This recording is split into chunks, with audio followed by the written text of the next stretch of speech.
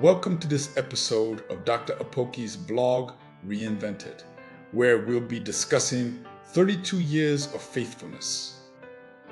Today, the 6th of December, 2017, makes it 32 years of being married to my beautiful wife. I was a very rascally and sexually active young man before I got married. I was a very corrupt young man from a very early age. As I have said severally, many of my friends did not expect this marriage to last. I got married at the age of 26 during my national youth service. I have also worked with very beautiful and seductive women all my married life as a doctor, pastor, public speaker, and business entrepreneur, but I have never ever had any extramarital affairs with any woman. My wife is a very religious and conservative woman, if you know what I mean. In this era of accusations of sexual misconduct by several women against several prominent men, I am compelled to share my story on this 32nd marriage anniversary. Here are some secrets of my life. I made up my mind to break away from the trend in my family, which I did not find suitable for the life I wanted to live. My brothers married severally, and my uncles did the same. One of my cousins has several children from several women. I made up my mind to be different from them and my cultural inclinations. I got born again very early in my marriage, and I fear God and eternal damnation in hell. The marriage bed, which should be undefiled, is very well engraved in my heart. I grew up in a Christian environment. I was brought up in the faith, in the Church of God, Mission International, 39, Umuola Road, Aba, where such acts were not tolerated. I consider adultery as very unhygienic and dirty as a medical practitioner. I can't bring myself to imagine kissing another woman. I could easily get tonsillitis or other prevalent sexual diseases.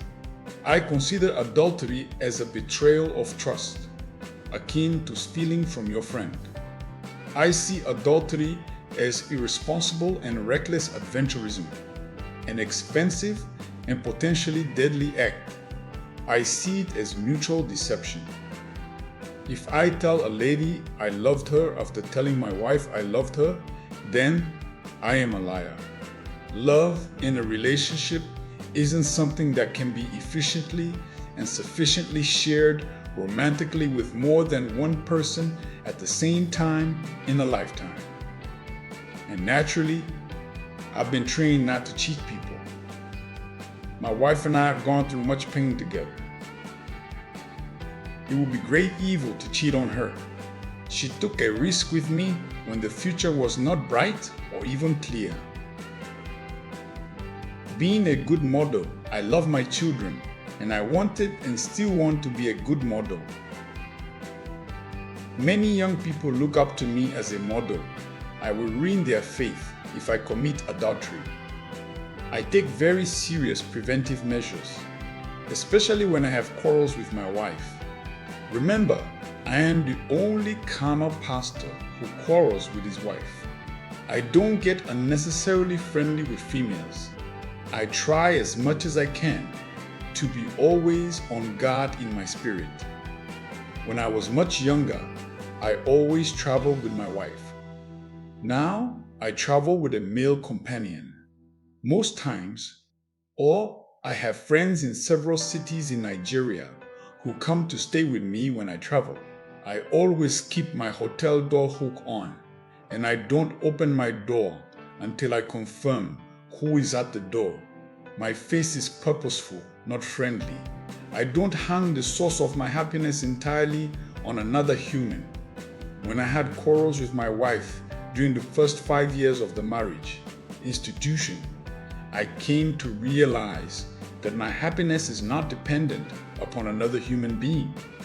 Not to talk of a woman who has many other pressing responsibilities to take care of.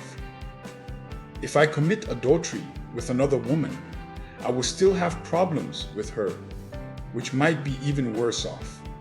Why then would I sacrifice my purpose, which gives me more joy, for 20 minutes of recklessness? His grace is sufficient for me, grace. Grace and grace alone is my strength. Don't criticize what you have not experienced or don't understand. Men in this generation are under so much onslaught from slay queens and cougars, just like the adulterous woman whose lips drip honey in the oil of marriage. It takes grace and discipline to survive unscathed. I still get tempted even at this age, so I don't let down my guard. I love Jesus, and I don't want to offend him and betray the faith. Please note that I decided to be responsible. The love for my wife is not emotional and entirely dependent on my feelings. It is my responsibility and commitment to her, my children, societal responsibility, and self-discipline.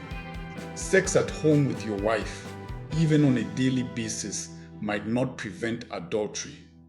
Most men who commit adultery sincerely love God and their wives. Don't let your guard down. Please remember to pray for me, and I pray that you'll have greater testimonies than mine. God bless you.